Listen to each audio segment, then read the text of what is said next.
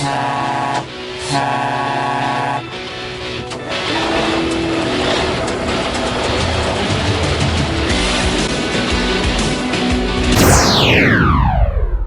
Jamie, how is your quarantine going? Pretty fine. I took advantage to learn a few things. And what Oh about my you? god, I can't do it anymore, but stay at home, it is very important. It's been a long time since we didn't have a pandemic like the coronavirus. Well, Fred, guess what? Not a long time ago, we had H1N1, Spanish flu, tuberculosis, HIV, and that's just a small sample of pandemics that humanity knows. Jamie, I don't understand how is it possible to have so many pandemics in the world and are we able to predict all of those pandemics in order to avoid them? I will check that out with CNRS and INRACE's research. Hello, Berenice. You're a researcher from CNRS, and hello, Sarah. You are a researcher from INRAE. My first question will be about the reasons of the pandemic. The world knew several pandemics such as the SRAS, Ebola, and currently the coronavirus. I was wondering if there is a communal denominator to all those crises. The communal denominator to all these health crises is the globalization. In fact, globalization can create crises by different means. Firstly, deforestation. For example, 40% of the world's population lives in regions infested with malaria. However, in heavily deforested areas, the risk of contracting this disease is 300 times higher than in areas of intact forest. Secondly, poaching. In fact, each year more than 25,000 elephants are killed and the number of pachyderms has been divided by 4 in 15 years.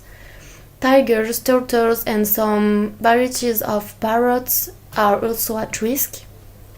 Thirdly, intensive agriculture.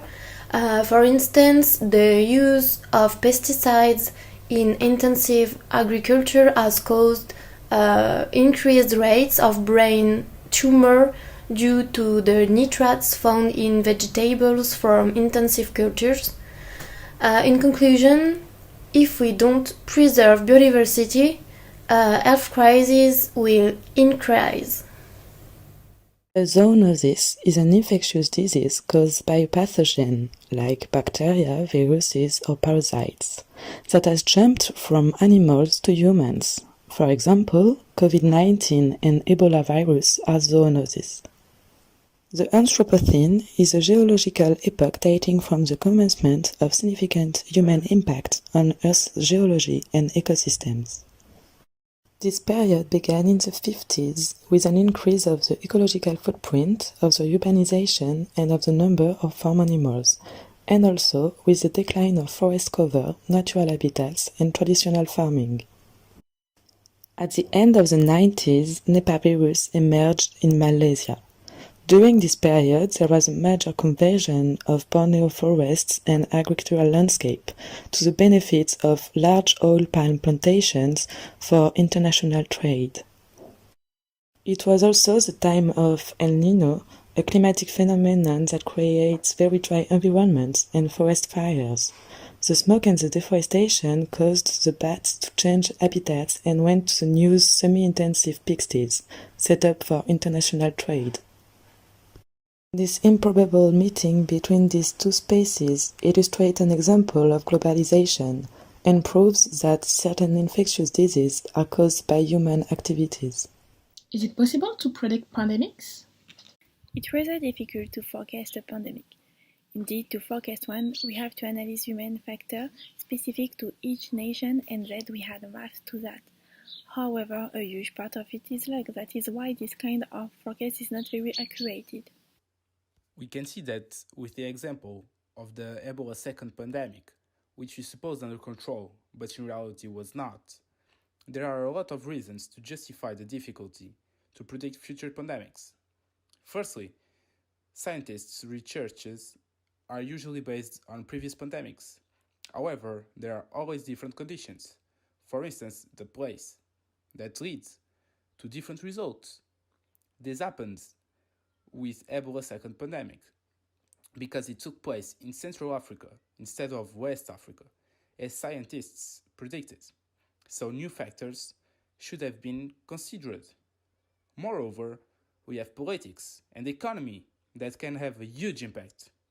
Furthermore, maths are not always very accurate, but also the different mutations of the old virus.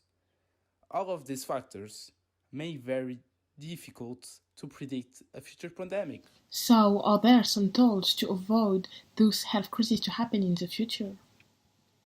As explained, environmental crises lead to health crises, so we have to do something about the environmental issue, like stopping the deforestation which creates disturbance in our ecosystem. On the scale of the mondial population, we have to change our way to consume and create our goods. We need to favor local products. For example, without food exportation, we are reducing a way to spread disease. We have the example of the gripe H1N1. In fact, local food products travel much less distance to market, so they pollute less. But eat local means eat product according to the season. Thank you, Sarah, and thank you, Berenice, for your answers. And now. Hey, Fred, sports time!